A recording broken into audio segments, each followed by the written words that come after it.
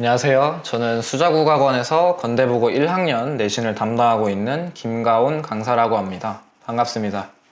우선 이번 기말고사 시험을 치르느라 정말 고생 많으셨고요.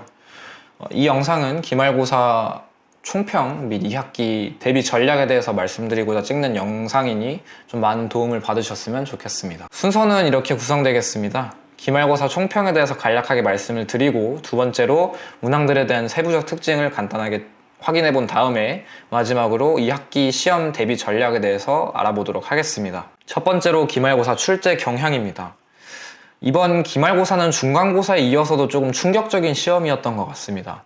첫 번째로는 변별력이 없어도 너무 없었던 시험이라는 생각이 드는 게, 저랑 함께하고 있는 친구들도 실제로 1학기 중간고사 때도 좋은 성적을 받았고 이번 기말고사 때도 좋은 성적을 받았는데 본인이 뭐 2개를 틀려서 2등급이 됐다, 이런 친구들이 많아요. 이번 시험도 마찬가지로 2개 틀리면 2등급, 3개 틀리면 3등급이었던 시험이죠. 그러니까 변별력은 조금은 갖추어야 하지 않았던 시험인가 라는 생각이 드는 게, 중간고사도 그랬던 시험이니까요. 두 번째로는 문법 시험 범위가 상당히 넓었던 편이었죠. 지금 당장 생각나는 것만 다시 읊어봐도 품사, 단어와 형태소, 피동표현, 부정표현, 그리고 의문변동, 한글 맞춤법, 이렇게 벌써 6개가 튀어나왔는데요. 그 문법 시험 범위가 굉장히 넓은 탓에 여러분들이 좀 부담을 많이 느끼셨을 것 같은데, 사실 학습 부담이 정말 높은가에 대한 그 질문에 대한 대답을 해보자면, 문항들의 선택지 구성을 보자면 디테일이 상당히 떨어지는 편입니다. 그래서 뭔가 공부하는 데 있어서 굉장히 힘들었다? 그거는 맞을 수도 있어요. 다만 문제를 푸는 데 있어서는 좀 다소 쉬운 편이었다라고 말씀을 드리고 싶네요. 그리고 변별력이 떨어지다 보니까 이번 시험 같은 경우는 중간고사와 마찬가지로 좀 꼼꼼함이 요구되는 시험이었던 것 같습니다.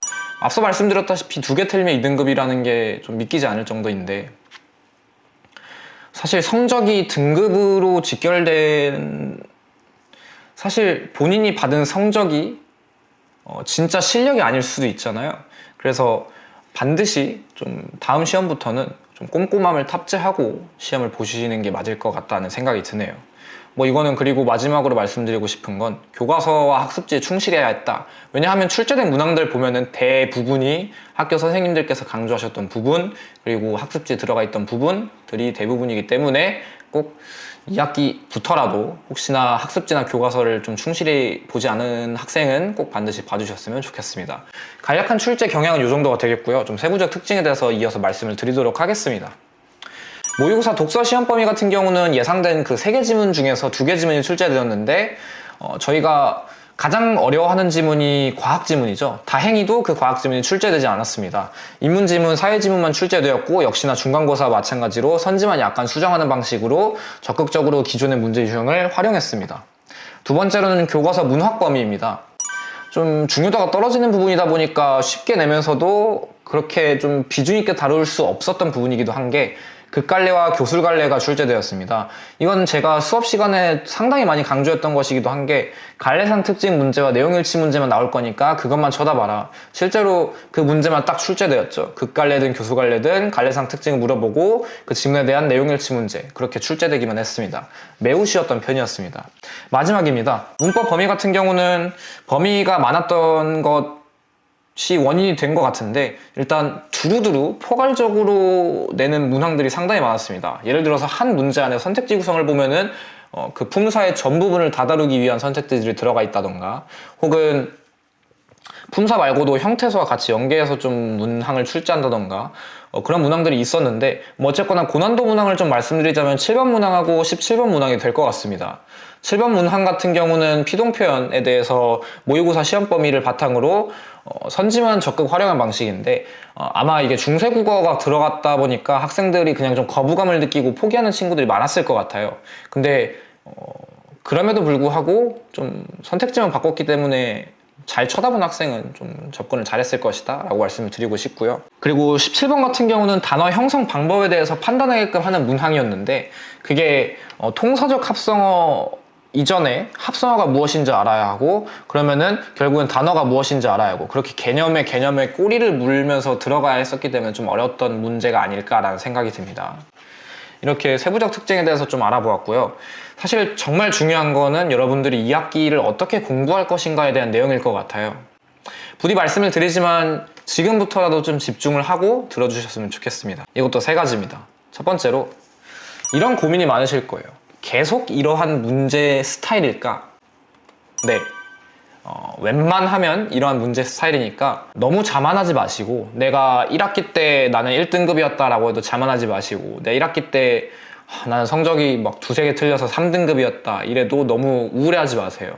지금 1학기 때 받은 성적은 여러분의 실력으로 받은 성적이 아닐 가능성이 굉장히 높습니다. 그리고 외부 지문은 어떻게 될 것인가 라는 생각에 대해서 조금 해보신 적이 있을 겁니다. 실제로 고득점을 받은 학생들 혹은 상위권 학생들은 항상 국어 문제라고 한다면 외부 지문에 대한 고민이 많잖아요.